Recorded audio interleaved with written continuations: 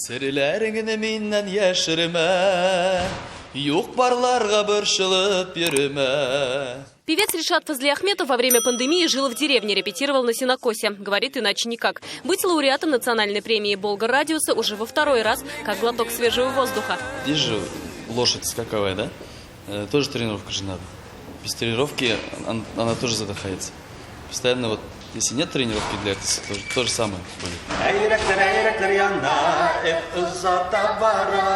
Звездный дуэт Азата Абитова и Гульсерин Абдуллиной за время существования премии уже превратился в крепкую семью. Пара активно подбирает наряды к концерту. Каждый год ждем этот концерт, эту премию и с волнением.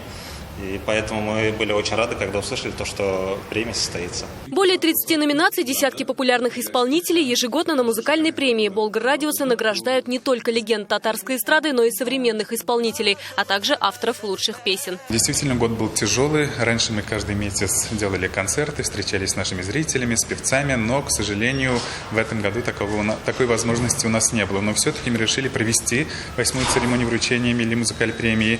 И я думаю, что это станет стимулом и для певцов, для дальнейшего творчества, и для наших зрителей, чтобы забыться, почувствовать новогоднее праздничное настроение. В качестве ведущей в этом году выступит и мисс Татарстана Зульфия Шарафеева. Организаторы напоминают, в этом году можно будет выиграть и смартфон. Для этого нужно отправить на номер 5522 СМС с названием песни, которую вы считаете золотым хитом.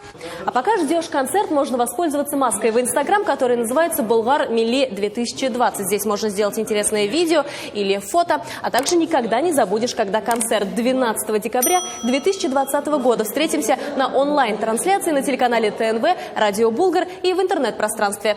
Айгуль Батрудинова, Ильшат Мухаметов, ТНВ, Казань. Все новости дня, выпуски программы «Новости Татарстана», программы и фильмы на сайте tnv.ru и на YouTube-канале ТНВ. Подписывайтесь.